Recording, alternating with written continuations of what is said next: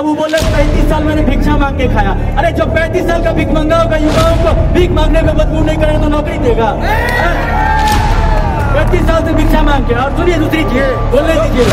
हाँ, सबको भिक्षा मांग के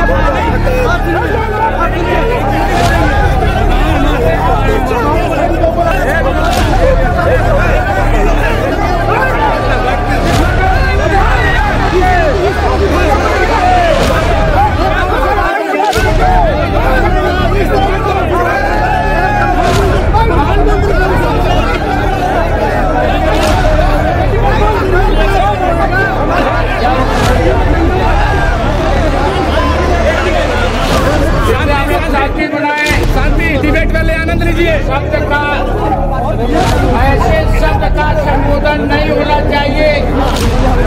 आप यहाँ के बच्चों को शिक्षित नहीं करना था क्या? आपको यहाँ के बच्चों के लिए रोजगार नहीं लाना था? अगर वो बच्चे पूछते हैं तो आप पूछते हैं उनसे क्वालिफिकेशन की क्या जरूरत है? जब भारत का प्रधानमंत्री चाय बेचकर 8वीं पढ़कर भारत चला सकता है तो वो क्या बिना पढ़ा लिखे आदमी क्या नौकरी नहीं कर सकता है क्या? और आप अपनी क्वालिफिकेशन बताओ, क्या आपको अपने क्वालिफिकेशन के आधार पर नौकरी मिली है क्या? आप एनसीएल में काम करते हो, आपका क्वालिफिकेशन क्या उस लायक है कि आप एनसीएल में काम करते हो? ये देखिए आप, ये व्यक्तिगत आप बोल रहे हो, बार बार लोगों को दलाल, ये वो दलाली तो आप खुद करते हो यार। पहले आरोप लगाया गया विधायक जी के ऊपर की मेडौली में उनके ही परिवार के ज्यादा लोग रहते हैं, इसलिए वहाँ की जमीन का रेट ज्यादा है। आपको शायद जानकारी नहीं है कि मेडौली ऐसा गांव है जिसमें समस्त समुदाय के लोग रहते हैं। बैसवार 30% है, खैरवार लगभग उससे ज्यादा है, प्रजापति है, अगरिया है, बैगा है। तो आप किस आधार पे आरोप लगाए कि विधायक जी के समुदाय के लोग ही हैं? फंड यहाँ पे है, उसको लेकर क्या बोलेंगे? मैं डीएमएफ फंड से पहले एक चीज बता दूं, लाडली बहना की बात आई है। 18 साल मामा को लाडली बहना नहीं आ जाएगी। अब लाडली बहना खुली जेबा में था मानव संसाधन मंत्रालय। आज विकास की बात कर रहे हैं। एक मेन रोड को छोड़ दो, एक मेन रोड को छोड़ दो तो पूरा एरिया देख लो। ईमानदारी से बात करो। और कहीं न कहीं विधानसभा सिंगरौली का जो मोह था कि ये भ्रष्टाचार, अगर यह जिला बरगवा में बन जाता, कलेक्टर अगर बरगवा में बैठता तो वह बेअसर विधानसभा में हो जाता और वह केंद्र सिंगरौली जिला केंद्र बिंदु सिंगरौली तो जहाँ आप बैठे वो है, वो तो बना था। आखिर सिंगरौली को मोरवा किसने बनाया? बिना किसी सूचना के रात के 12 बजे सारी गाड़ियों को बंद करने वाला कौन था, उस पर भी बात होनी चाहिए। लोग गली गली में फंसे रहे, पैदल अपने घर को गए, सैकड़ों लोग रास्ते में मर गए, ट्रेन में कच्चे मर गए।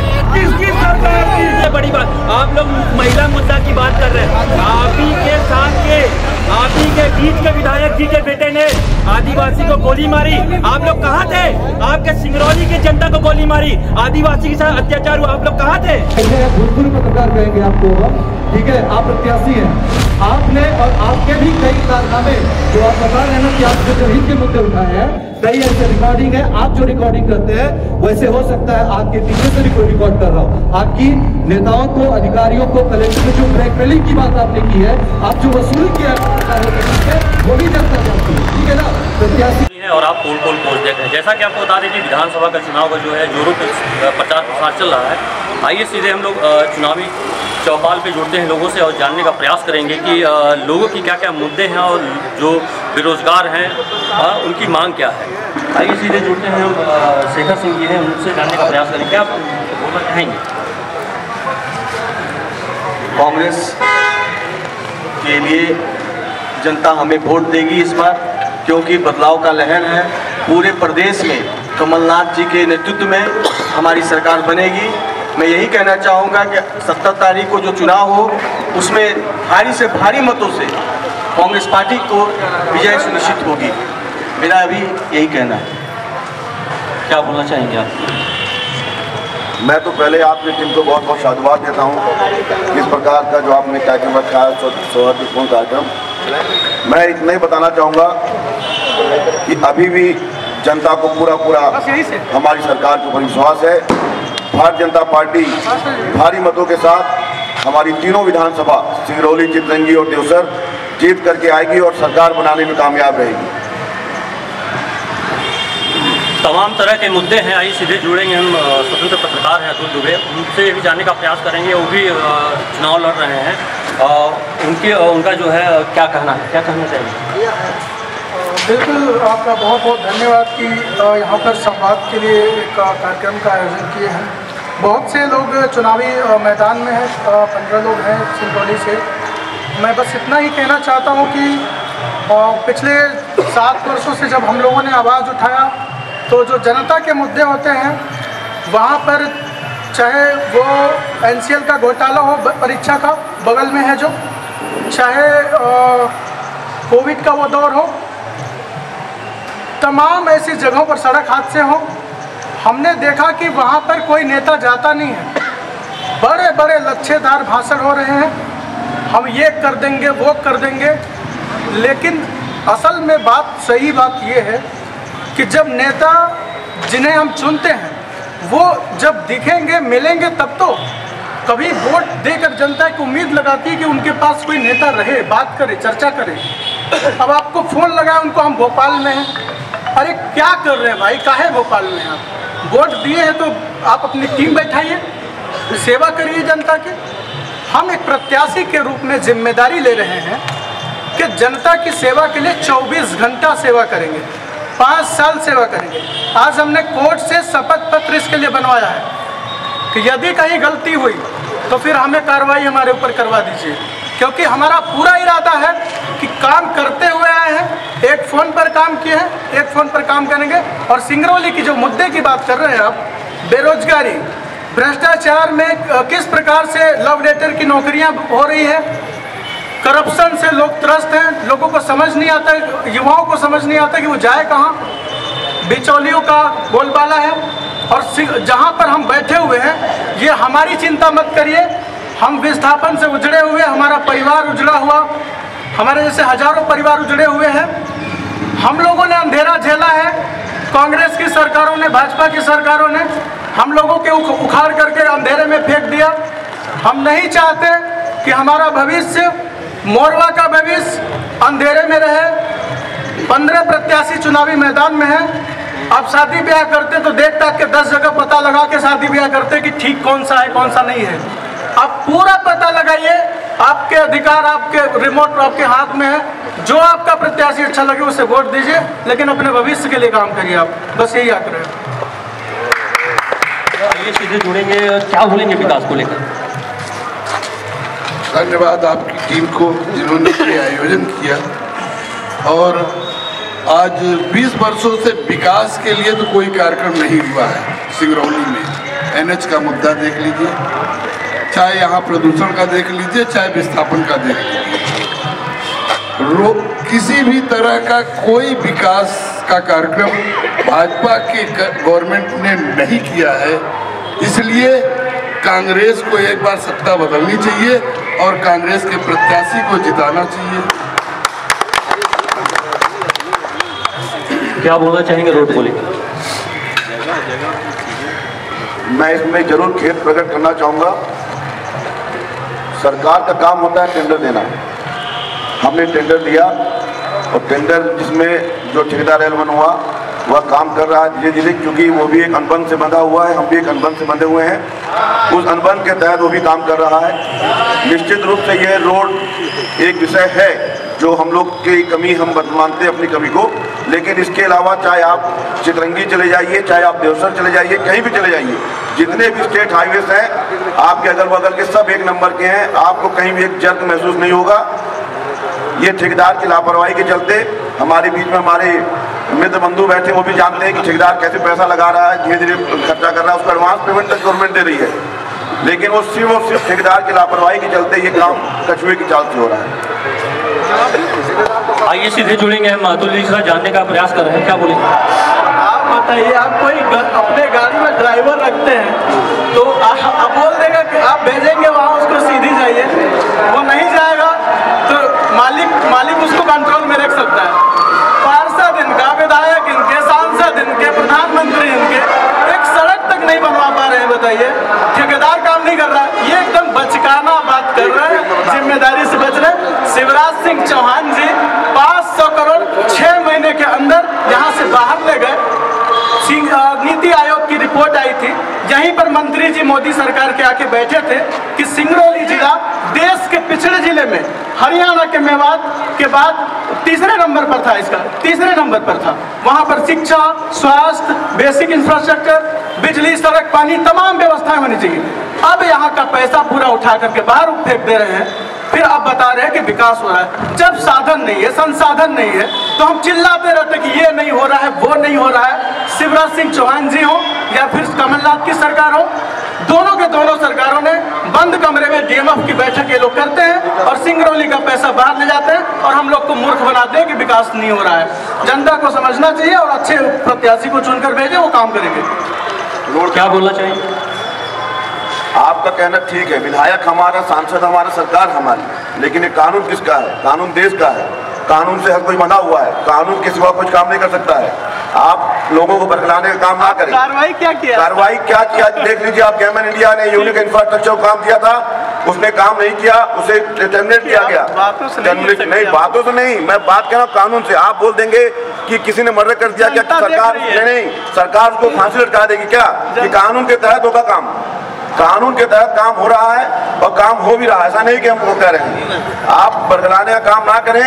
अगर कोई अनुबंध से बंधा हुआ है, अतुल जी आप भी एक अच्छे पत्रकार हैं, अनुबंध को कोई नहीं तोड़ सकता है, ना सरकार तोड़ सकती है, ना ठेकेदार तोड़ सकता है। तकलीफ हो रही है आपको? नहीं, तकलीफ नहीं हो रही, मैं बता रहा हूँ। एग्रीमेंट देखिए, आप लोग भी ठेकेदारी करते हैं, आप ठेकेदारी दबाएंगे तो तकलीफ, आप लगभग नहीं पेनल्टी होता है, पेनल्टी को लगेगा, एकदम लगेगा उसको। अच्छा, अनुबंध कितने साल के लिए हुई थी बताइए? अनुबंध देखिए, अभी जो अनुबंध नहीं, रुक जाइए, मैं बताता हूँ। आप भी जानते हैं कि अनुबंध नहीं होता, उसके अंदर टाइम पीरियड होता है कि कंप्लीशन टाइम पीरियड के बाद एलडी क्लोजेस लगते हैं। एलडी क्लोजेस नहीं लगते हैं, बताइए आप। इधर मुद्दे की बात देखिए, आप लोग मामले को भटकाइए मत और इतनी विवाद करने की जरूरत नहीं है। थोड़ी सी जानकारी रखिए। पहला टेंडर 888 करोड़ या 89 करोड़ का हुआ था और आज तक 1500 करोड़ रुपए इस रोड पे खर्च हो चुका है, जो मेरी जानकारी है। तो 700 करोड़ रुपए और एक्स्ट्रा बजट कहां से आया टेंडर के बाद, और वो पैसा किस किस मद में खर्च हुआ, यह पूछना जवाहरलाल नेहरू का काम है क्या? आप बता दीजिए। वो तो शायद है नहीं। वो इतना बड़ा बांध बना के गए और आज क्षेत्र पूरा विकसित हो रहा है, उन्हीं के नाम पे हो रहा है। इस जिले का इतिहास यही है कि जब कांग्रेस पार्टी ने देश को आजाद किया था तो पहला कार्य यहाँ बांध बना था रेणुकूट में। उसके बाद जब दूसरी सरकार आई इंदिरा जी की, तो उन्होंने एनटीपीसी और एनसीएल की स्थापना की।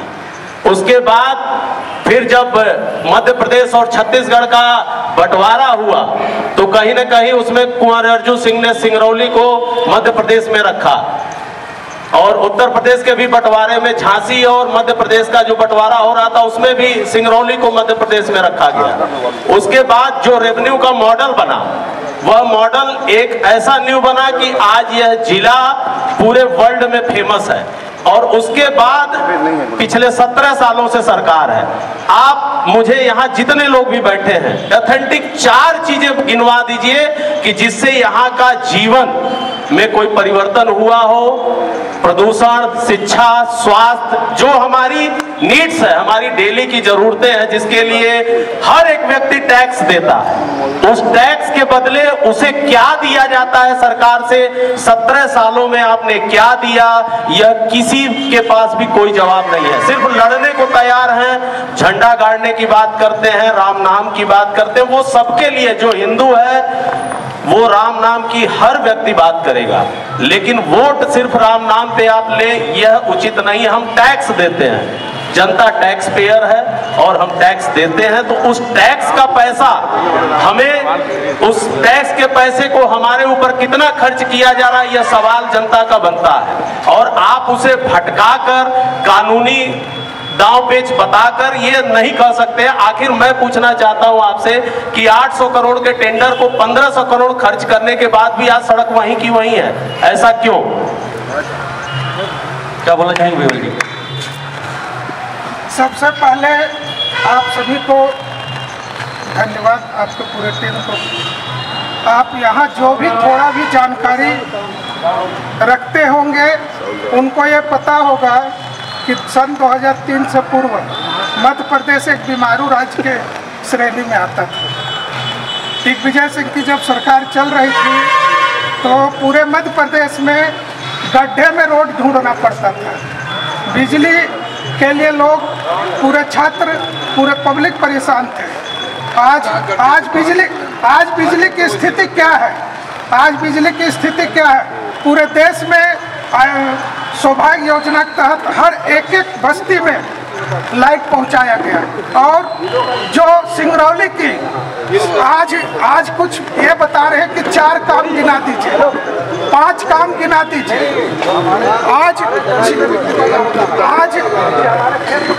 आज 4 और 5 काम का जो बात कर रहे हैं, ज्यादा दूर न जाए, यहीं पर बेड़ताली के अंदर कन्या महाविद्यालय बना है। आपके कांग्रेस के राज में जो यहाँ के हॉस्पिटल था नीचे में, आज जो हॉस्पिटल कई लाख की लागत से बना है वो किस काम के श्रेणी में आता है? और आप माइनिंग कॉलेज, मेडिकल कॉलेज, हवाई पट्टी, ये किसके शासनकाल में हुआ? आज पूरा मध्य प्रदेश अपने यहाँ पर जो यहाँ के पब्लिक की पुरानी मांग थी कि सिंगरौली को जिला बना दिया जाए, जो कि ये जब कांग्रेस की राज थी, जो यहाँ पर आपके बड़े पूर्व के जो आज नहीं है, 10 वर्ष वो शिक्षा मंत्री रहे श्रीमान इंद्रजीत पटेल जी, उन्होंने यहाँ पर एक बगल में कन्या विद्यालय है। तो कांग्रेस के भी अच्छे कार्यकर्ता सब चाहते थे कि कन्या विद्यालय 8वीं से 10वीं हो जाए, परंतु वो 10 साल के शिक्षा मंत्री कार्यकाल में 8वीं से 10वीं उसको नहीं कर पाए। सिंगरौली को विदेश मानते थे और सिंगरौली को जिला नहीं बनाया जाएगा क्योंकि यहाँ बाहरी लोग हावी हो जाएंगे, इस प्रकार का नारा लगाते थे। भारतीय जनता पार्टी ने वादा किया, शिवराज सिंह ने वादा किए कि हम जिला बना के देंगे और उन्होंने एक जिला बना के दिए। ये किसने किया? आज महाजन मोड़ से कांग्रेस के राज में क्या होता था? यहाँ राजीव चौराहा और बिंदनगर में जाके इंदिरा चौराहा, इधर भी राजीव बैठे, उधर इंदिरा जी बैठे। और कांग्रेस में या उस समय कोई महापुरुष नहीं थे क्या? एक तरफ चौराहे में आप राजीव गांधी चौराहा बना दिए, एक ही परिवार में, गांधी परिवार में आप उधर इंदिरा चौराहा बना दिए। और रोड नाम की चीज नहीं थी।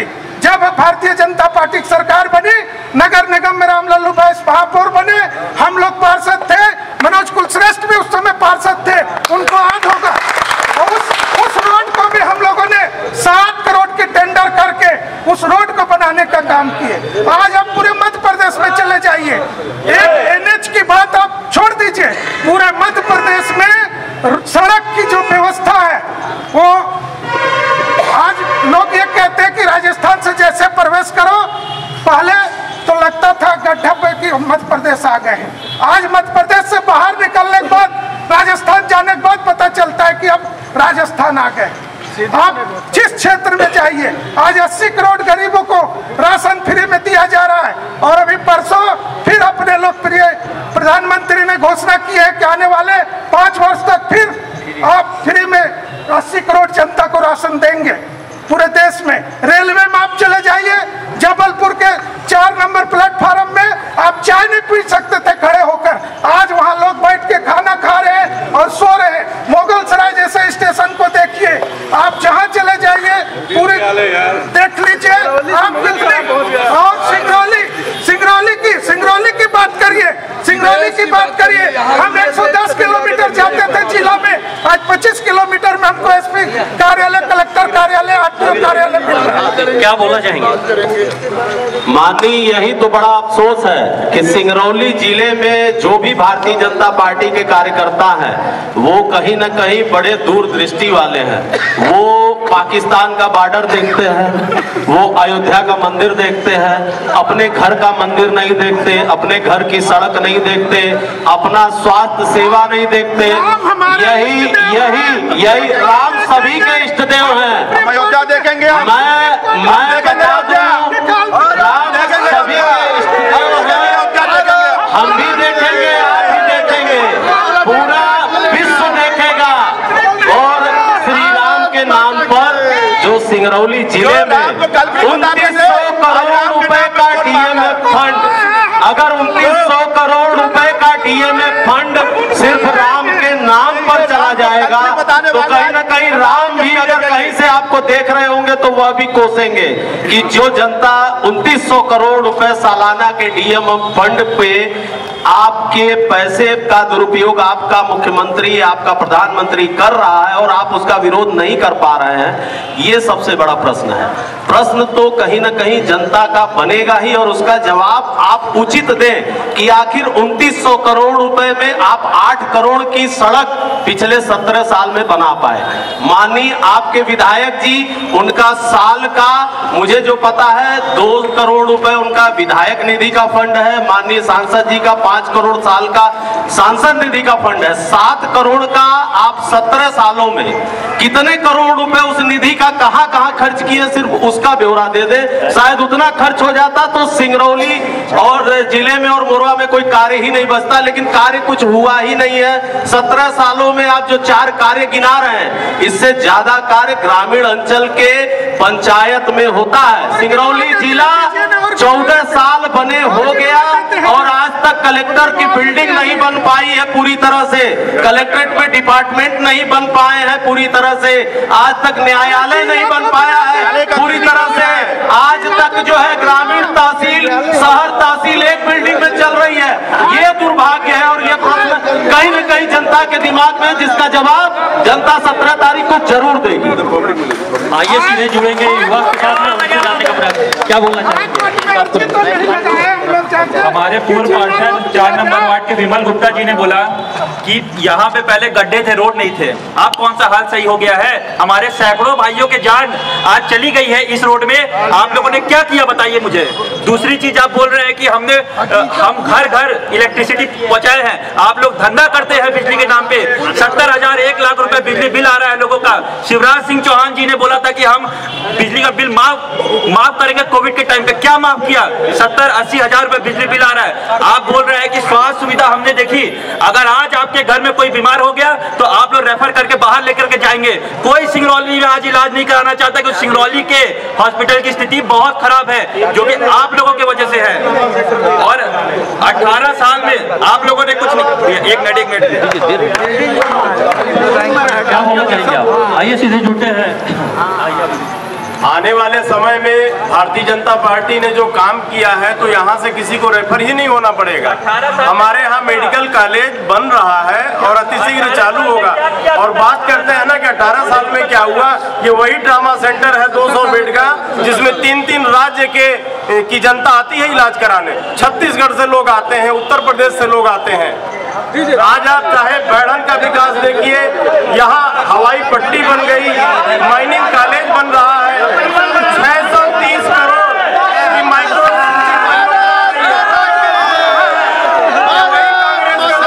हाईकोर्ट चले गए थे कि सिंगरौली जिला नहीं बनेगा।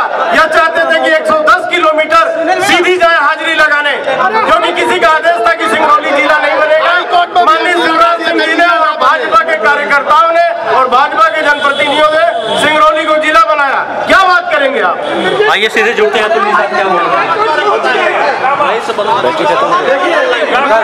देखिए मैं मजाक नहीं कर रहा हूँ, एकदम बता रहा हूँ, क्योंकि वहाँ मैं काम हमेशा से एक मरीजों के बारे में ध्यान देता हूँ। आप बस बना दिए बिल्डिंग। आज से 5 साल पहले डॉक्टर आरबी सिंह लोग कहते थे कि यहाँ बिल्डिंग तक नहीं बन पाई। हम लोगों ने चिल्लाया क्योंकि मरीज पड़े रहते थे वहाँ, लगातार आवाज उठाया, लगातार मॉनिटरिंग की। इसके बाद भी जब हम खड़े रहेंगे तब तक तो ठीक है, वहाँ से जैसे ही गए वहाँ से स्थिति फिर से वही बन जाती है। अस्पताल का इमरजेंसी वार्ड नौसिखिए डॉक्टर काम कर रहे हैं, वहाँ पर कोई झांकने वाला नहीं है। आप वहाँ जाएंगे बीमार होकर के, ड्रेसिंग की कोई व्यवस्था नहीं है ढंग की, ड्रेसर सही से नहीं है वहाँ पर, इमरजेंसी में भर्ती होने की व्यवस्था नहीं। आप मोरवा में बैठ के देख नहीं सकते हैं, है ना। और महिलाओं से घूस लिए जाते हैं। 15,000 20,000 डिलीवरी के नाम से घूस लिए जाते हैं, है ना। और आपको क्या पता है, रात भर खड़े होकर हम काम करते हैं। आप क्या जानेंगे? रात भर खड़े होकर हम काम करते हैं। आपको क्या पता है? 20-20 हजार घूस मांगते हैं। जब आपको आपके अंदर पड़ेगी ना तब आपको पता चलेगा। और ये गरीब आदमी कहाँ जाएगा यहाँ से इलाज कराने के लिए? 20-40 हजार प्राइवेट, सिंगरौली हॉस्पिटल ले जाओ, वंदना हॉस्पिटल ले जाओ, रायपुर ले जाओ, बनारस ले जाओ, खाली बिल्डिंग भरा। ये गरीबों के साथ बहुत अत्याचार हो रहा है। क्या बोलना चाहेंगे उसको लेकर जो हॉस्पिटल? देखिए सब चुनावी सभी चुनावी जो हम चलते क्या बता रहे हैं, ये आप चुनावी मुद्दा किसी की जिंदगी के बारे में चुनावी मुद्दा बात करते हैं।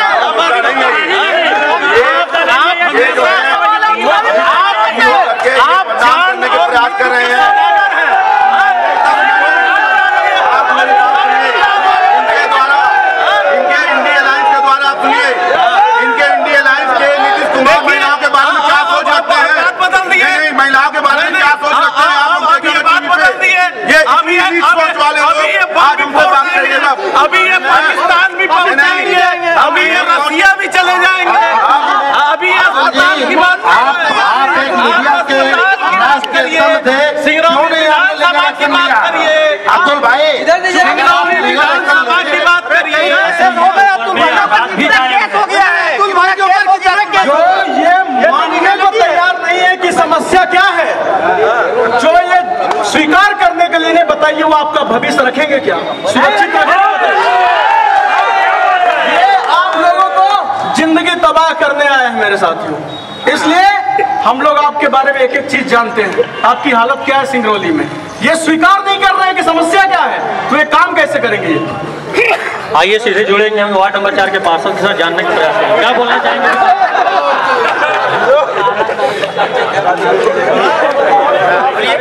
विकास को लेकर क्या बोलना चाहेंगे? बोलिए। 4 नंबर रोड बनाए, बोलिए।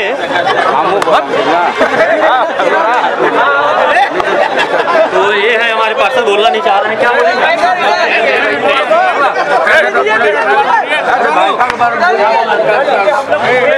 एकदम पूरे देश में एकदम खुशहाली है, सब चकाचक है, बम बम है।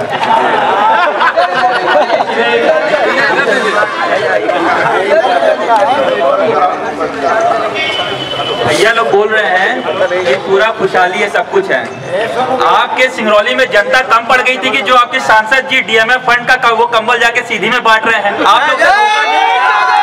लोग की सरकार 18 साल से इतनी ताकत नहीं है कि आप अपने लोगों का कंबल वहां जाने दिए।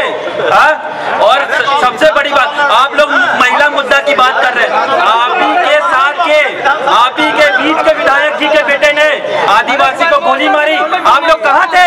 आपके सिंगरौली के जनता को गोली मारी, आदिवासी के साथ अत्याचार हुआ, आप लोग कहाँ थे? आज आप लोग महिला की बात करते हैं। आपके सिंगरौली का आदमी था, आप लोग को भी खड़ा होना चाहिए था, कम से कम सिंगरौली वासी के नाते खड़े होना चाहिए था। मेन रोड में आपके लोग मरे, कितने लोग मरे, कब खड़े हुए आप लोग? आप लोग कभी नहीं खड़े हुए। और आज सवाल पूछते 18 साल से क्या किए? आइए सीधे जुड़ते हैं। वो जो डीएमएफ कंबल पकड़ा है, क्या बोलना चाहिए? देखिए सांसद लोग ये पूरे संसदीय क्षेत्र में कंबल पकड़ाया, इन्होंने पकड़ा होगा, घड़ी भी था, है ना? उसमें घड़ी भी था। आप जो है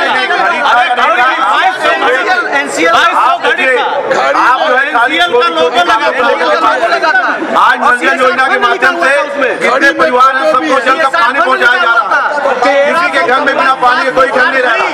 एक दिन अगर किसी के एक दिन नल पानी का पानी प्लांट बंद हो जाए तो आप ही लोग गेट पर जाके बैठ जाते हैं। कितना महत्वपूर्ण योजना है।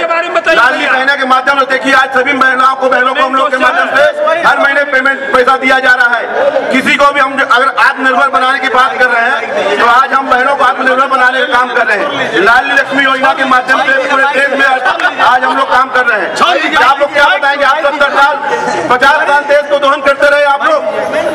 डीएमएफ फंड यहाँ पे है, उसको लेकर क्या बोलेंगे?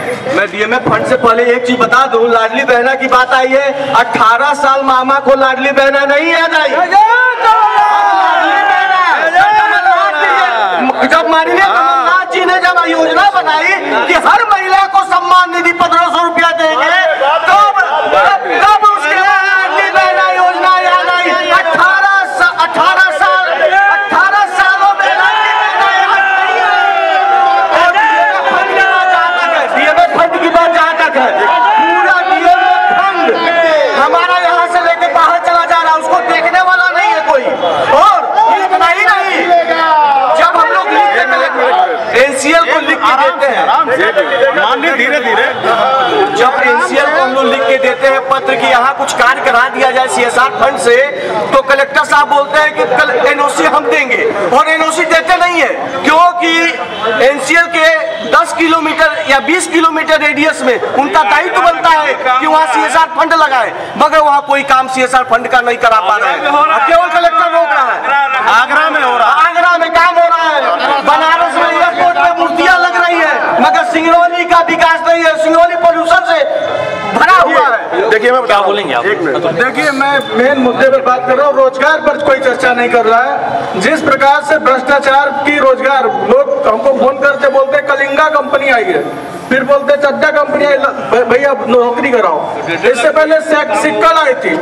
हम लोगों ने 2018 में आवाज उठाया था, कलेक्टर साहब ने एक नीति लागू की थी 1 जून 2018 को कि जो व्यक्ति काम कर रहा है, स्थानीय हो, प्रभावित हो, बार बार यहाँ लड़ाई होती है, गोलियां चलती है और पुलिस थाना होता है। क्यों? क्योंकि व्यवस्थित चीजें नहीं होती है। जो आदेश हम लोगों ने पारित करवाया था, अगर वो पालन हो जाता तो सीधा रोजगार मेला में भर्ती की जाती, लव लेटर वाली समस्या खत्म हो जाती, ट्रांसपेरेंसी होती, तो वहां पर बैठ करके अगर जनप्रतिनिधि चाहते तो बैठ करके अपने लोगों को नौकरी दिलवाते, क्योंकि वो चुने हुए जनप्रतिनिधि होते हैं। कलेक्टर साहब ने ये आदेश मान भी लिया था। कलेक्टर ने 1 जून 2018 के बाद 100 लोगों की भर्तियां अपने कलेक्ट्रेट में करवाई थी, लेकिन पता नहीं किसको तकलीफ होती है, वो बाद में वो चीज बंद कर दिए और ये नीति नहीं लागू हो पाई। आज जो भी कंपनियां सिंगरौली में आती हैं वो निश्चित तौर पर दादागिरी होती है, यहाँ पर गुंडागिरदी होती है, क्योंकि व्यवस्थाएं बनी है। जिसका मैं क्या बोलूं, जिसका लाठी जितना मजबूत होता है उस हिसाब से लोगों को नौकरी मिलती है, लेकिन वाकई में जो प्रभावित होता है, स्थानीय होता है, जिसको जरूरत होती है, वो भटकता रहता है। हम चाहते हैं कि योग्य और काबिल व्यक्ति को नौकरी मिले और हम लोग ये करेंगे, निश्चिंत रहिए। देखिए क्या बोलना चाहेंगे? हेलो, देखिए अभी बहुत से लोग यहाँ पे विकास की बात कर रहे हैं कि बहुत सारा विकास नहीं हुआ सिंगरौली में। सबसे पहले तो ये जान लेना चाहिए कि विकास एक सतत प्रक्रिया है, वो रातों रात 2 साल, 5 साल, 8 साल, 10 साल, 50 साल, आप जितने साल भी आपका शासन रहेगा, विकास हमेशा होता रहेगा।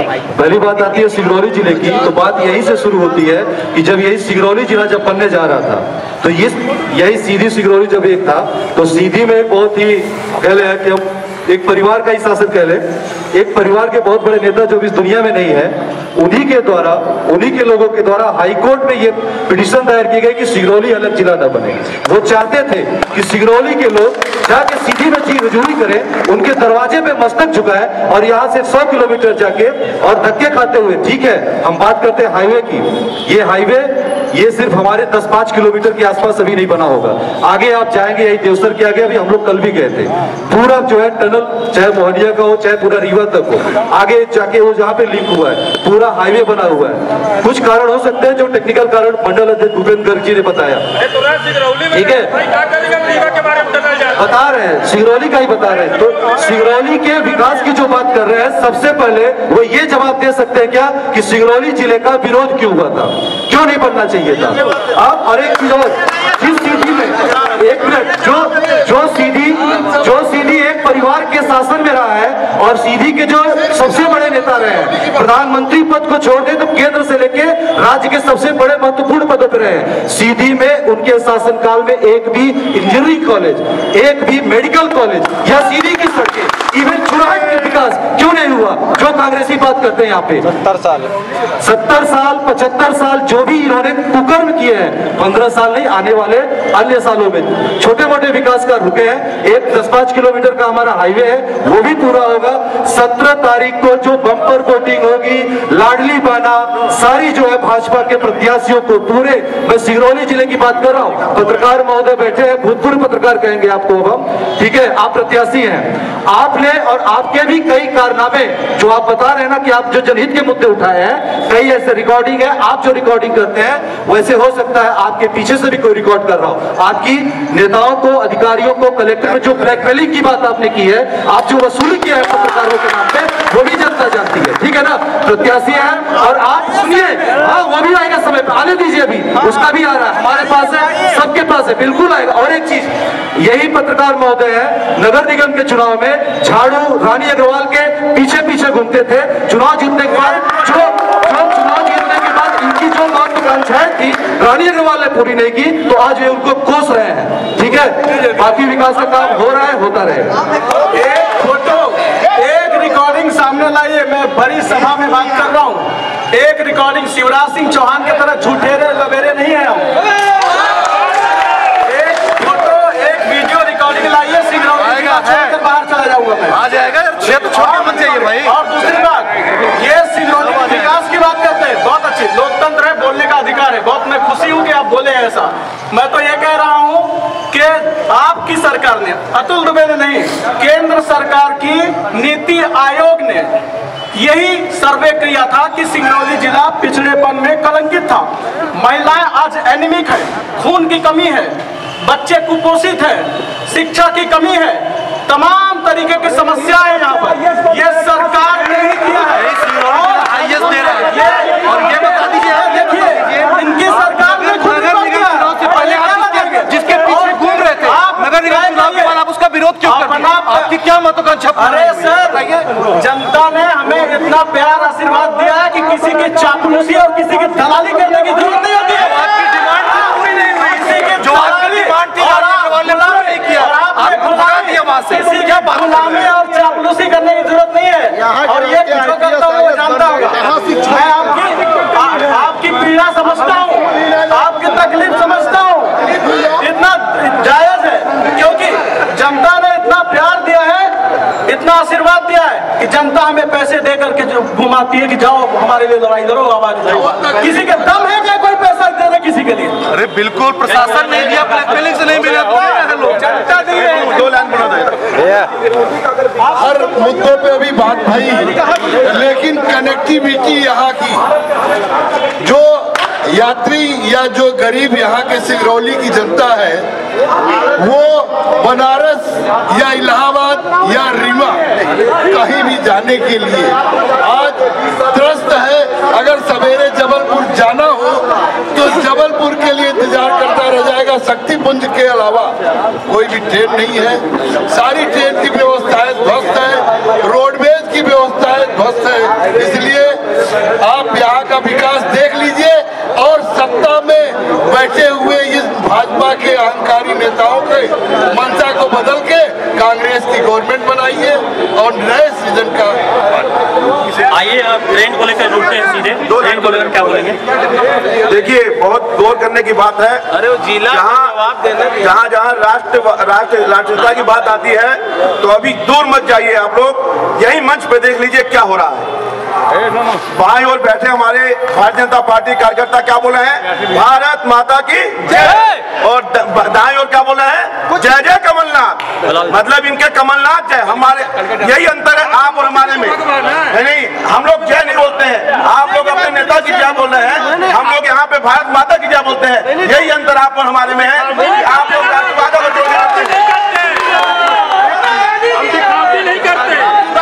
जिंदाबाद लगाइए, जिंदाबाद चलेगा, जय बोलिएगा। आप जो है वो कर रहे हैं नारों पे क्या बहस हो रही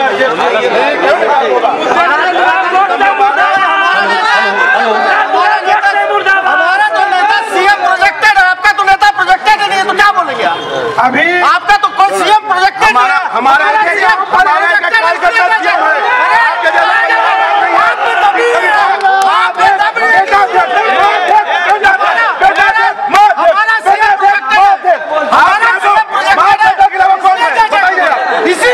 हमारा एक कार्यकर्ता सीएम है।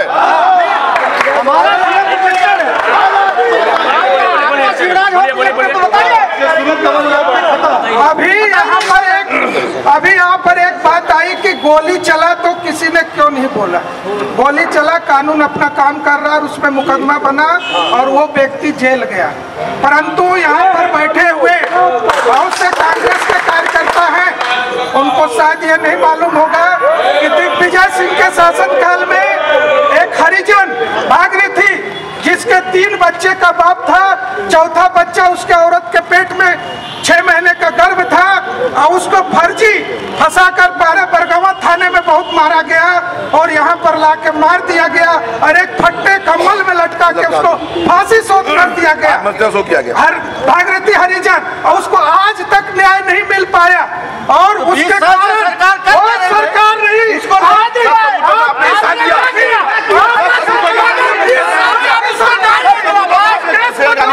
अगर आप 20 साल में उस भागीरथ को नहीं दिलवा पाए तो आप सत्ता में रहने के लायक नहीं। आप बार 20 साल पहले जा रहे हैं। 20 साल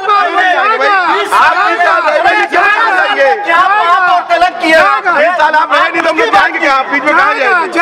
अच्छा 15 महीने की बात कीजिए आप। संबल योजना क्यों बंद की 15 महीने की सरकार में? क्यों विवाह निकाह योजना बंद की? अरे भैया, विवाह निकाह योजना क्यों बंद की आप लोगों ने 15 महीने की सरकार में? योजनाएं क्या है? देखिए सबसे बड़ी बात 15 महीने की सरकार आई, संबल योजना बंद, योजना बंद, योजना बंद। तो आप ये देखिए विवाह निकाह लाडली बहना योजना इन्होंने चालू की। लाडली बहना योजना चालू की। बहना जब कोविड में कष्ट में थी तो कोई योजना नहीं लागू हुई। कोविड में भारतीय जनता पार्टी और जब स्वराज खतरे में है तो लाडली बहना। अरे भैया बस एक छोटा सा बता दीजिए, मामा जी हमारे क्या किए? नहीं सुनिए, मामा जी का हमारे क्या था? अब जब जान खतरे में है, सीट हमारी खतरे में, तो 450 का सिलेंडर। अरे भैया आप अभी तक 18 साल से कहाँ लूट रहे हो? उस 1000 रुपया दे के 1150 रुपया में आप सिलेंडर किए। अब आज घर के तो 450 रुपये में सिलेंडर आप दे देंगे। क्यों हो रहा है? हमारे क्यों हो रहा है? बता तो रहे हैं क्यों हो रही है? भैया थोड़ा सा धैर्य रखिए। विकास नहीं हुआ है। अभी अतुल जी ने क्या बोला? विकास हुआ ही नहीं है। आप पत्रकार हैं, दहेज लेना और देना गुनाह है ना? आप ऐसे वारदात बताइए जहाँ आपने FIR की हो। अरे भाई नियम के साथ बता रहे हैं। नहीं आप कह रहे दहेज लेना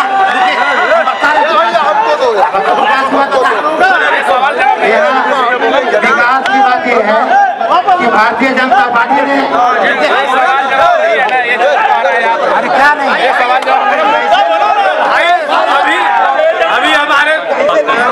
अभी हमारे भाई दीपेंद्र भाई ने कोविड का बात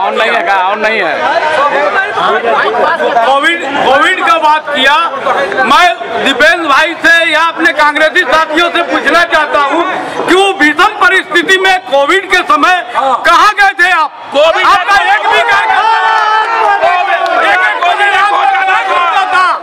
आपका एक भी कार्यकर्ता अगर रोड पे रहा हो तो बताए।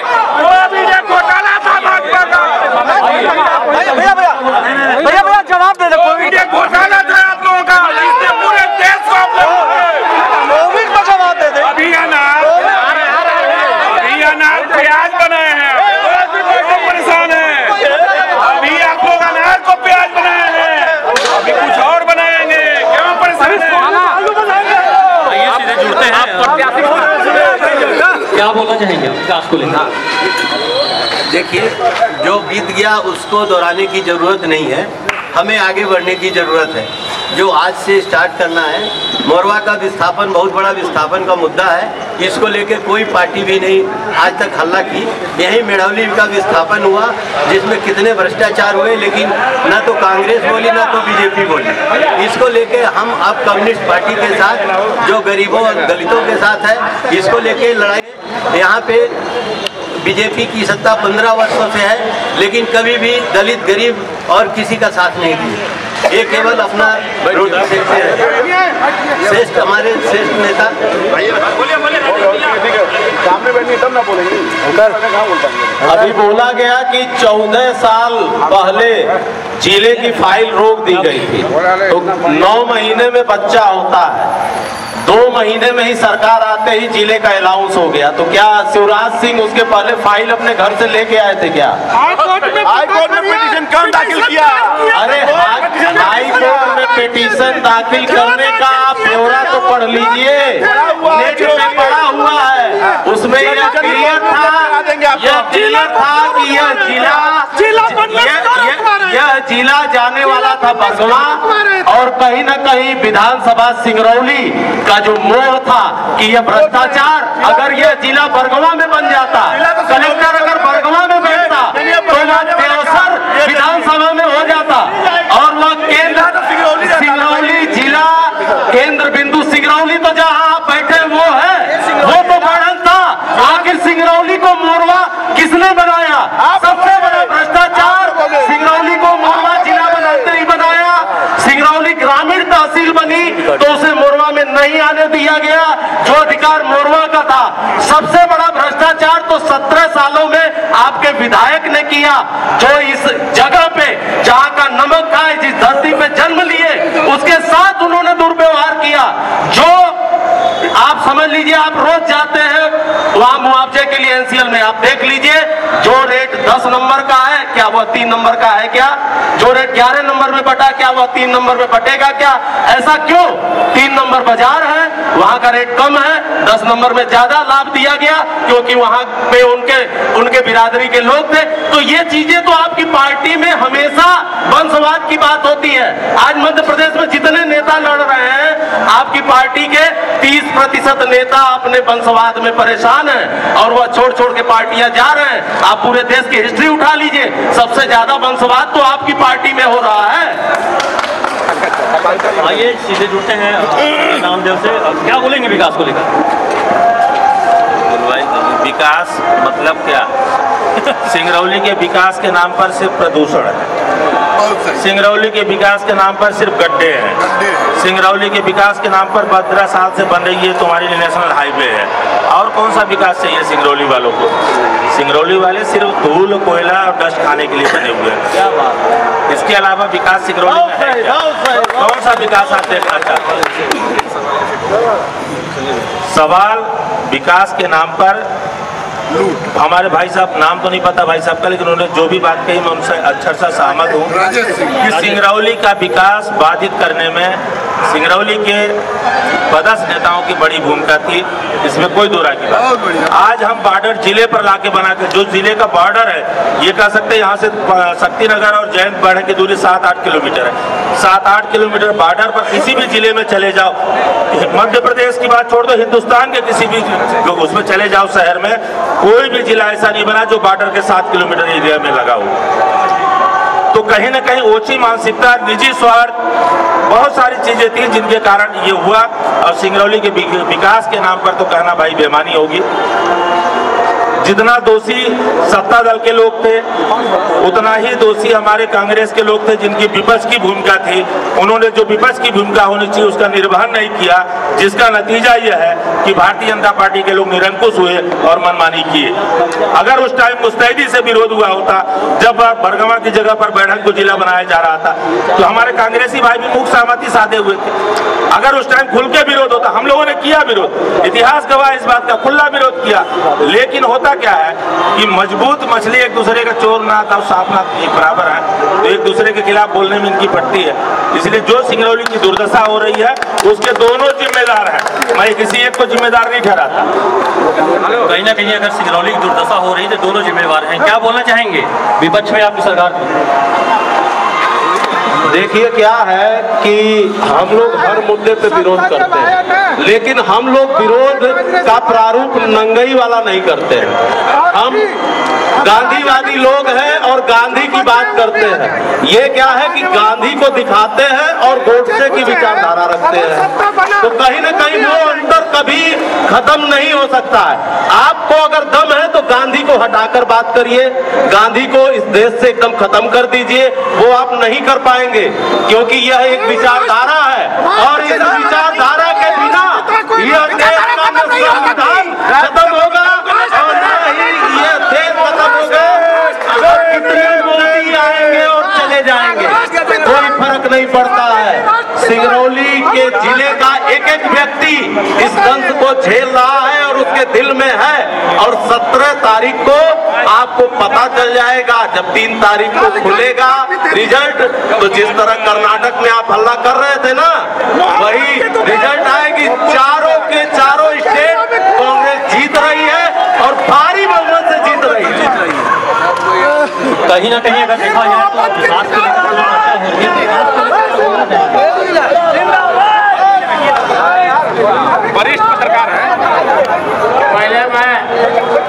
आप सभी भाइयों को, भाई लोग थोड़ा शांत रहेंगे, मजा आएगा।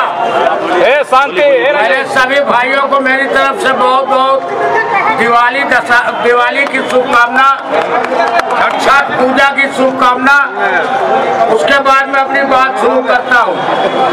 लोग 18 साल पहले की बात करते हैं, तो मैं पूछना चाहता हूँ कि मध्य प्रदेश का शिक्षा मंत्री कौन था? मध्य प्रदेश का मुख्यमंत्री कौन था? मध्य प्रदेश का मानव संसाधन मंत्री कौन था? मध्य प्रदेश का वो व्यक्ति कौन था जो पंजाब में राज्यपाल था? अगर जो व्यक्ति शिक्षा मंत्री था, अगर उस समय ध्यान दिया होता तो आज ये विषय पैदा नहीं होती। जो व्यक्ति मुख्यमंत्री रहा हो, अपने जिले सीधी को, गिरिग्राम को मिट्टी में मिला के रख दिया है, वो व्यक्ति के लोग क्या बोलेंगे? इतना ही नहीं, मानव संसाधन मंत्रालय के तहत बहुत विभागे हैं। विकास के नाम पर सीधे में कुछ भी नहीं है। मैं पूछना चाहता हूँ, जिसका गृह क्षेत्र है, गृह ग्राम है, वहां में न मेडिकल सुविधा है, न कोई यूनिवर्सिटी खुली, जेबा में था मानव संसाधन मंत्रालय। आज विकास की बात कर रहे हैं। एक मेन रोड को छोड़ दो, एक मेन रोड को छोड़ दो तो पूरा एरिया देख लो। ईमानदारी से बात करो। दूसरी बात और सुन लो, हिंदुस्तान का पहला मध्य प्रदेश है जो सरकारी नजूल की जमीन पर लोग बसे। हमारी सरकार ने भाड़ा नहीं वसूला, हमारी सरकार ने मुआवजा दिया। हिंदुस्तान के किसी कोने में अगर किसी सरकार ने नजूल पे बसे लोगों को मकानों का मुआवजा दिया हो तो मैं गुलामी करने की आपकी तैयारी हूँ। लेकिन जहां तक लोग कहा कोरोना काल एक घोटाला में मान लिया, घोटाला है, सभा घोटाला है, लेकिन उस समय लोग मर रहे थे, कौन दिखाई दिया? हमारा संघ का कार्यकर्ता दिखाई, भाजपाई शहर में दिखाई। उस समय घर घर राशन किसने पहुंचाया? हमारे भाजपा के कार्यकर्ताओं ने। विकास की बात करते हैं, विकास की कड़ी में आइए। मेडिकल कॉलेज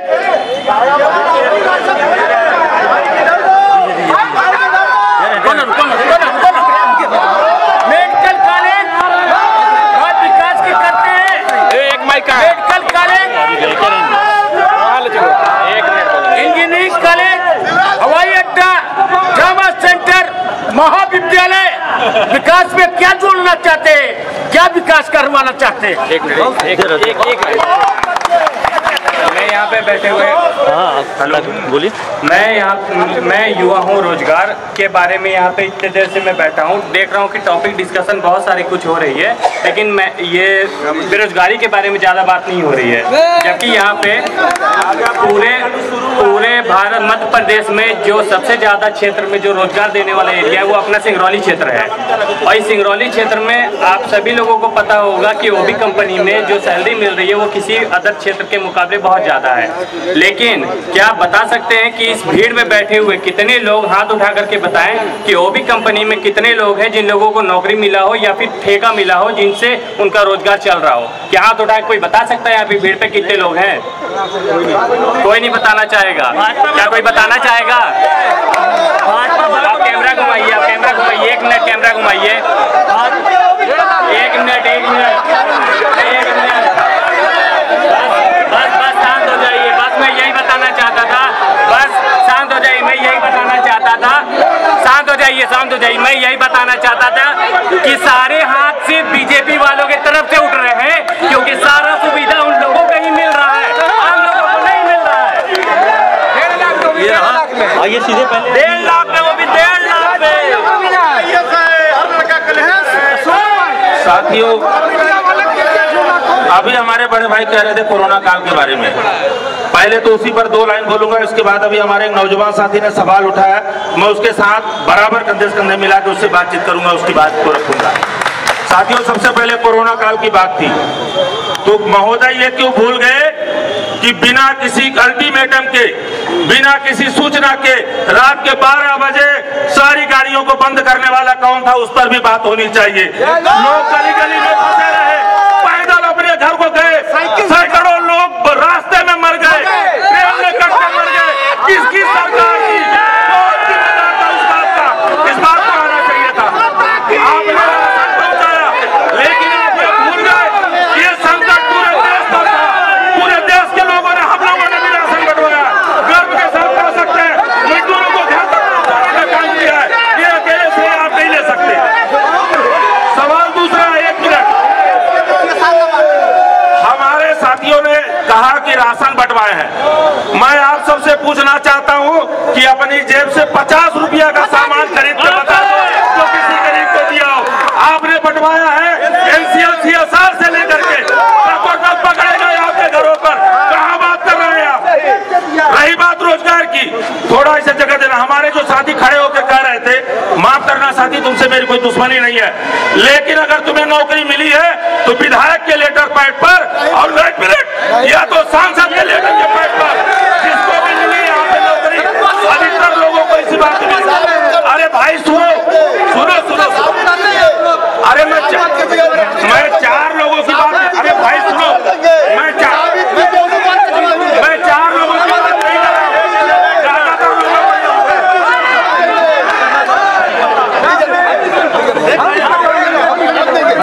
ज्यादातर आप नौकरी छोड़ देंगे। इन्होंने अभी कहा कि कोरोना काल कि अचानक से लाके रातों रात एकदम पूरा बंद कर दिया, सब कुछ कर दिया। ठीक है भाई साहब को शायद ये मालूम होगा या जानबूझ के नहीं बता रहे हैं। जब भी आपदा की स्थिति होती है, ठीक है, आपदा की स्थिति में नियम और कानून संविधान में बने हैं, वो कि सरकार को कोई भी फैसला लेने का अधिकार होता है जब वहां पे बड़े पैमाने पे जन सामान्य को बचाना होता है। ठीक है, रातों रात नहीं, रातों रात वो होता है, मैं बता रहा हूँ, सुनिए, रातों रात मैं बता रहा हूँ, आप फंस रहे हैं, आपकी बात को कौन खोल रहा हूँ? रातों रात की तानाशाही बनाओ क्या होता है? रातों रात की तानाशाही होती है इंदिरा गांधी की, रातों रात की जो तानाशाही होती है, इंदिरा गांधी ने तानाशाही किया था, आपातकाल लगाया था। ये आपातकाल नहीं था, ये मेडिकल इमरजेंसी थी, जहाँ पे जन सामान्य का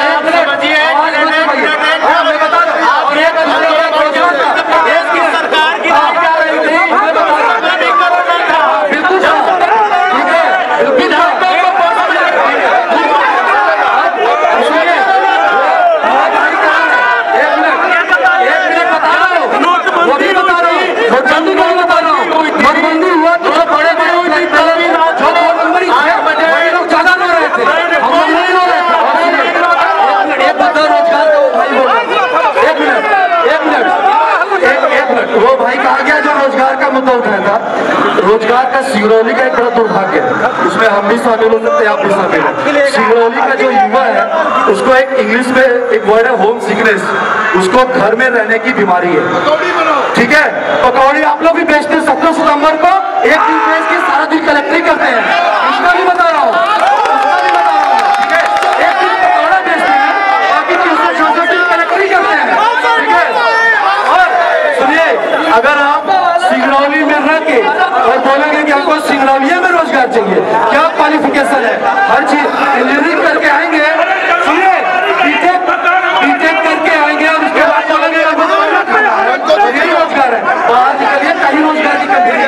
अरे यहाँ भी रोजगार है, हाँ ये है, रोजगार उनके लिए नहीं है जो जाके वहाँ दलाली करते हैं, चाहे पत्रकार हो, चाहे विपक्ष हो, कोई भी हो, जाके वीडियो बना के धमकाते हैं। ठीक है, कि हमको रोजगार दो, नहीं तो हमारे 4 आदमी एडजस्ट करो, कोई रोजगार की वहाँ बात नहीं करता है।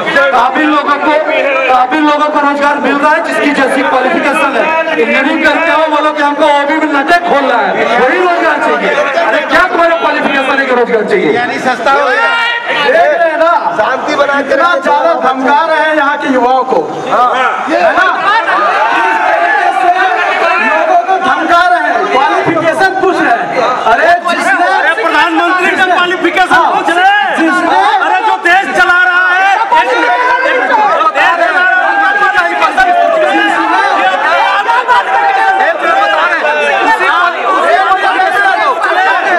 कांग्रेस वाले ही वही संविधान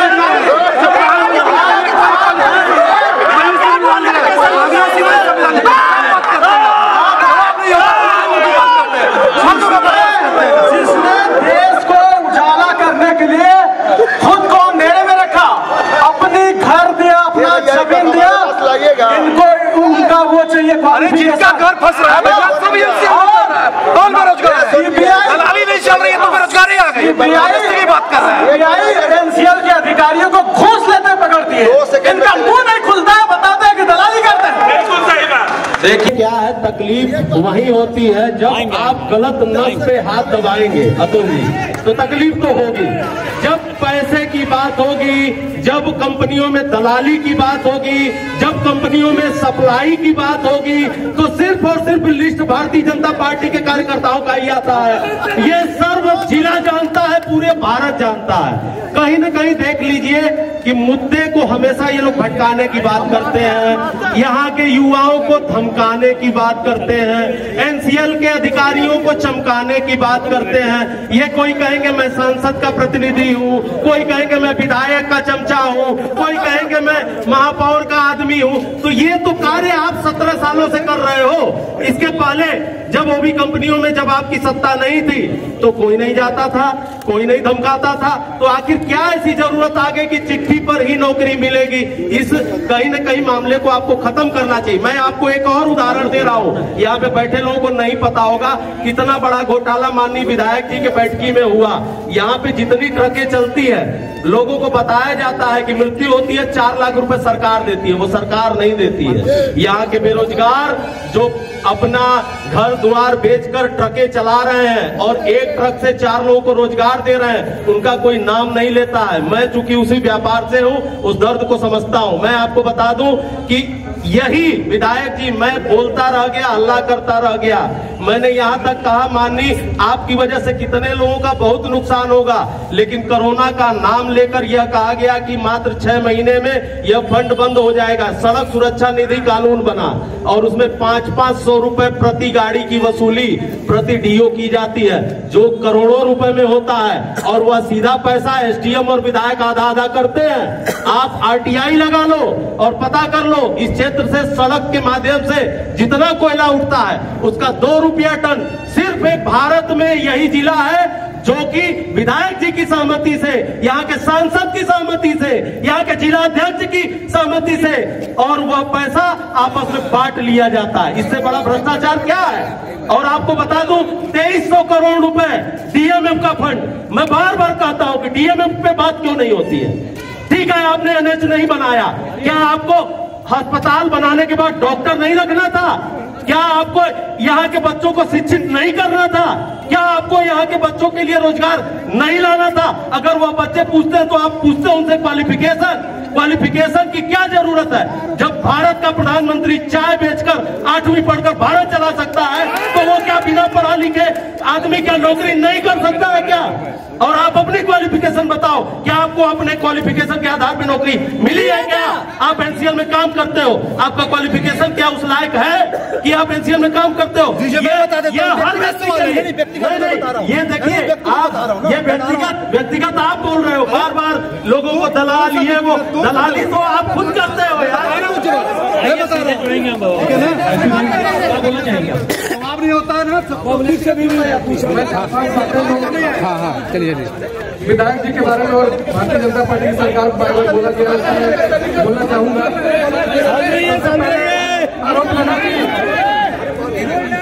सबसे पहले आरोप लगाया गया विधायक जी के ऊपर कि मेडौली में उनके ही परिवार के ज्यादा लोग रहते हैं, इसलिए वहाँ की जमीन का रेट ज्यादा है। आपको शायद जानकारी नहीं है कि मेडौली ऐसा गांव है जिसमें समस्त समुदाय के लोग रहते हैं। बैसवार 30% है, खैरवार लगभग उससे ज्यादा है, प्रजापति हैं, अगरिया हैं, बैगा हैं। तो आप किस आधार पे आरोप लगाए कि विधायक जी के समुदाय के लोग ही हैं, इसी कारण वहाँ की जमीन ज्यादा है? और दूसरी बात यह है कि समाधान देखिए, ट्रांसपेरेंसी ठीक है, लेकिन इन्होंने हमेशा हमारा समुदाय का नाम लेकर बदनाम करने की कोशिश की है। गोलीकांड में भी इन्होंने खुल के, इनके पिताजी ने बोला था कि बैसवाल एक हो गए, थाने में घुसने नहीं दिए। ये हमारे समाज के बारे में ऐसा क्यों बोलते हैं, इसका भी जवाब चाहिए हमको। दूसरा वो भी कंपनियों जो बोल रहे हैं, अभी आप कलिंगा में जाइए, देखिए कि वहाँ के विस्थापित जितने भी अभी भर्ती हुए, पूरे विस्थापित भर्ती हुए हैं, एक का देख के वहाँ पे किया जा रहा है भर्ती। तो इस प्रकार से आप गलत निराधार आरोप न लगाएं।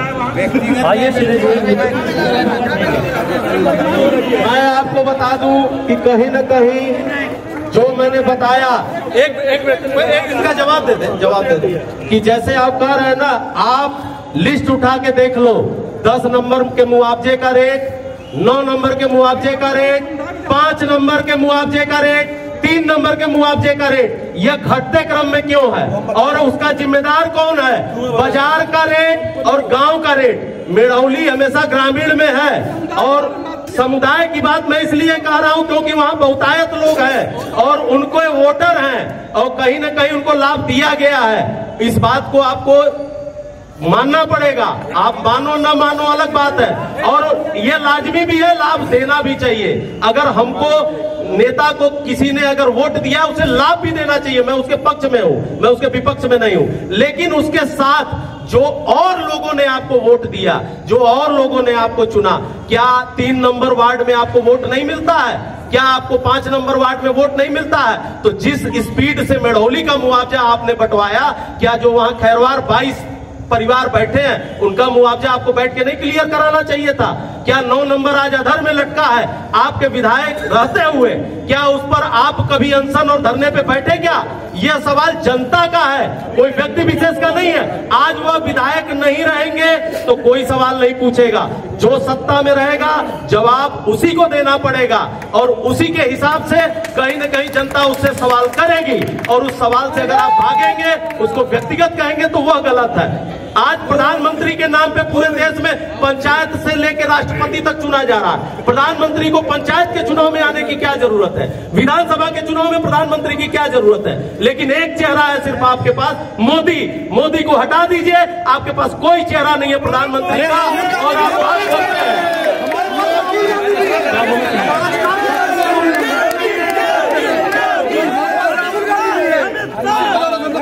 देखिए भाई, हम विपक्ष की परेशानी समझ सकते हैं। 20 साल से कुर्सी से वंचित है, इसीलिए इतना आवाज आ रहा है। इसलिए आप लोग भी जनता के बीच में जाइए और अच्छा काम कीजिए। अभी तक तो जनता के बीच में गए नहीं, जमीन पे गए नहीं, यहाँ आए डायरेक्ट चुनाव के समय आते हैं, फिर चुनाव जाता है, बस आप लोग भी चले जाते हैं। जनता के बीच में तो गए नहीं। वहाँ अनशन हो रहा है, कई बार यहाँ के व्यक्ति गए मुआवजा दिलाने के लिए, कई बार जाके बैठे। यहाँ कोई है? आप बैठे थे भैया? हम भी बैठे थे। हम कैसे कह सकते हो जनता के बीच में? हम 45 समझ सकते हैं, 30 साल से कुर्सी से दूर है, ठीक है ना? बिना किसी पद के हम लोग जनता का कार्य करते हैं। बताओ क्या जवाब बोलिए बोलिए बोलिए बोलिए सब अपनी बात रखिए। नहीं खुद देखिए देखिए बात रखिए, ठीक है। मैं अपनी बात को मैं बंटी भाई की बात को मान रहा हूँ, बंटी भाई की बात को मान रहा हूँ। मैं ये नहीं कह रहा हूँ, देखिए विस्थापितों के लिए चाहे भाजपा के लोग हैं चाहे कांग्रेस के लोग हैं, पूरे समाज के लोगों को बात क्योंकि विस्थापित इस तरीके से आरोप कि आप लोग नहीं जाते हैं कभी गए, ये गलत है ना। आपके साथ हम लोग गए कि नहीं गए, वो सीधे सीधे आरोप लगाए।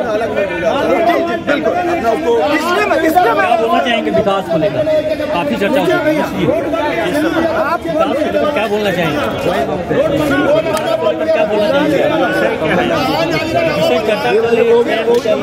कंपनी को लेकर चल रही है सिल्लू, वो भी लेटर पैड का। अरे उसे लेटर पैड मांगते रहते नहीं। चालू चालू चालू आराम से बोलने दे, आराम से पैनिक नहीं होना है। सिंगरौली में 2013 में जो आउटसोर्सिंग कंपनियां हैं, 2013 में जब कांग्रेस सरकार थी सेंट्रल में, तो 2013 में आउटसोर्सिंग कंपनी में एक नया वेजेज दिया गया है, HPC रेट। और वो HPC रेट लागू करने के लिए पिछले 2-3 साल से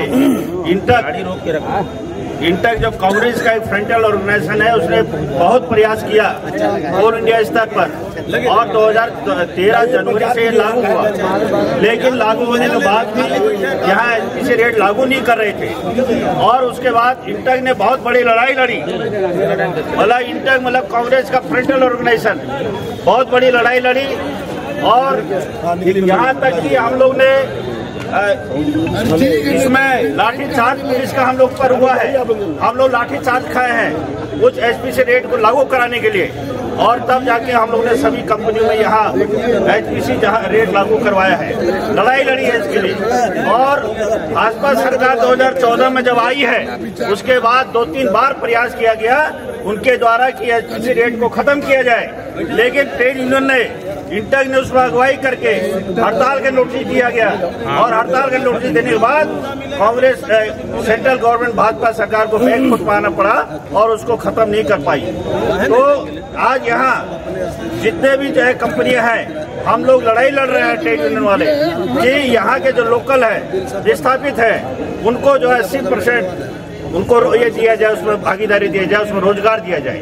और हम लोगों ने कई बार कलेक्टर साहब को लिख के दिया है, मैनेजमेंट को लिख के दिया है और हम लोग जो लगवाते हैं, जो हम लोग प्रयास करके कुछ लोगों को लगवाते हैं, आप देख लीजिए हम लोगों ने हमेशा यहाँ के जो लोगों को विस्थापितों को अहमियत दी गई है उनको ही जो है नौकरी पर लाया गया है। लेकिन अगर ट्रेड यूनियन न होता तो ये एसपीसी रेट आपको खत्म करने का कई बार प्रयास किया गया है। साथियों आप ये देख लीजिए यहाँ से रोड की हालत क्या है। इसी रोड को लेके भारतीय जनता पार्टी यहाँ सत्ता में आई थी, इनके जो समय कौन मुख्यमंत्री थी साध्वी उमा भारती, उनका ये पहला जो उनका ये था कि इस रोड को हम लोग 100 दिन के अंदर बनवा देंगे, लेकिन आज तक रोड नहीं बनी। तो ये सब है। तो और बाकी आप देख रहे हैं सेंट्रल गवर्नमेंट भाजपा सरकार ये बोलती है हमेशा कि कांग्रेस ने 70 साल में क्या किया है। कांग्रेस ने 270 ये PSU बनाए हैं, चाहे वो BHEL हो, सेल हो, खेल हो, रेलवे हो, ऑल इंडिया हो, ऐसे 270 बैंक हो, ये इनका निर्माण किया गया है। और आज जो है भारतीय जनता पार्टी की मोदी सरकार क्या कर रही है, वो सारे संस्थानों को बेच रही है। आपका बैंकों को आधा कर दिया है, आधा बेच दिया है, एयरपोर्ट बेच दिया है, कोल इंडिया बेच रही है। तो और दूसरी तरफ कहते हैं कांग्रेस ने क्या किया, कांग्रेस ने जो किया है वो भारत के जो आज इतनी नौकरियां हैं वो कांग्रेस की देन है। अगर भारतीय जनता पार्टी आगे और रह गई तो देश में हाहाकार मचेगा, यहाँ पर जो है सब नौकरियां खत्म हो जाएंगी। ये बोल के आए थे उस समय 2014 में कि 200 करोड़ 2 करोड़ रोजगार हम प्रति ईयर देंगे, हर साल देंगे। ये 2 करोड़ लोगों को बेरोजगारों को नौकरी देने के बाद छोड़िए, आज 100 करोड़ रोजगार खत्म हो चुके हैं। नई नौकरी तो है ही नहीं। नई नौकरी कौन है आपका? प्राइवेट प्राइवेट जो है ठेका मजदूरों को रखा जा रहा है और परमानेंट वर्करों को खत्म किया जा रहा है। ये है भाजपा सरकार की देन। एक भी ऐसा काम बता दे कि जो उसने किया है, खाली राष्ट्रवाद, हिंदू मुस्लिम और मंदिर मस्जिद यही करके तो कर रहा है, उसका और है क्या? एक भी काम बता दे किया। अभी डिग्री पे जब बात हुई थी, भाजपा के किसी भाई को बहुत तकलीफ हुई थी। वाजिब है डिग्री की बात होनी चाहिए। एक 8वीं पास प्रधानमंत्री है जो देश चला रहे हैं, बात करते कि हम हाई स्कूल के बाद पढ़वे नहीं कि तब से भटक रहे हैं। 35 साल गंगा के 8वीं पास राष्ट्रपति ज्ञानी आपका दर्द जायज है, आपका दर्द जायज है। 20 साल का पीड़ा है, हमको 20 साल का दर्द जायज है। सुन लीजिए पहले सुन लीजिए, आपका दर्द जायज है। हमको अगर 20 साल का पीड़ा है, 20 साल से हमको पीड़ा है तो क्या आपत्ति थी यार? इतिहास चला रहा है नरेंद्र मोदी की डिग्री। अरे बात सुन लीजिए, बात सुनिए। राहुल जी की डिग्री के बारे में पूछिए, मैं बताऊंगा। नरेंद्र मोदी की डिग्री के बारे में मैं बताऊंगा। बात सुन लीजिए, बात सुन लीजिए, बात सुनिए।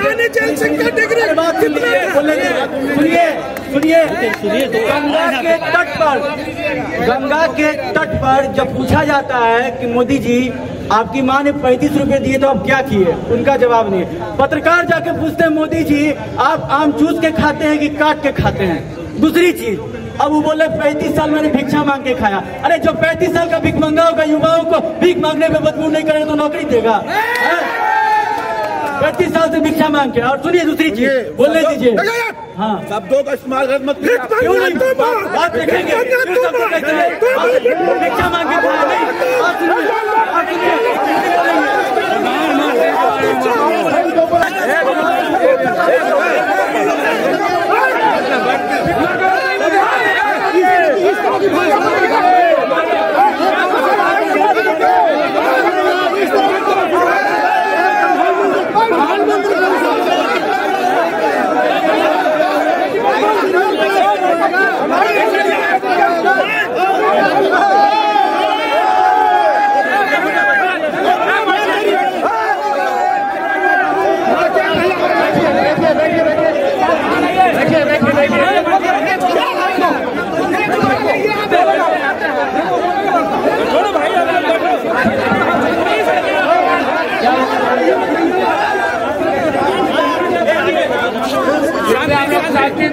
शांति डिबेट वाले आनंद लीजिए। शब्द का ऐसे शब्द का संबोधन नहीं होना चाहिए। आप लोग मर्यादा में रहे। मर्यादा में रहिए भाई। शब्द का चयन ढंग से करें और मर्यादित भाषा का प्रयोग न करें।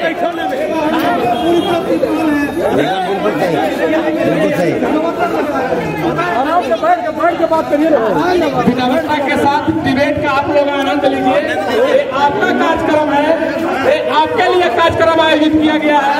कृपया शांति बनाएं और डिबेट का पाकिस्तान बनाएंगे। हाँ, ये शांति बनाइए। बैठिए बैठिए, कार्यक्रम का आनंद लीजिए। माननीय मोदी जी प्रधानमंत्री, जो भारत केवल भारतीय जनता पार्टी नहीं पूरे विश्व के एक बड़े नेता है, उनकी डिग्री पे सवाल उठाते हैं। ये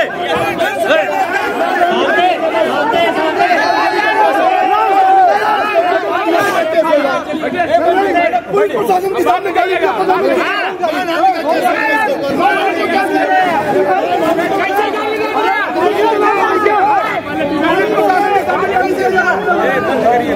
कार्यक्रम का जो है हम लोग यहीं पर स्थगित करते हैं। बने रहे पोल खोल के साथ। हमारे चैनल को सब्सक्राइब करें, पेज को लाइक करें पोल खोल के। धन्यवाद।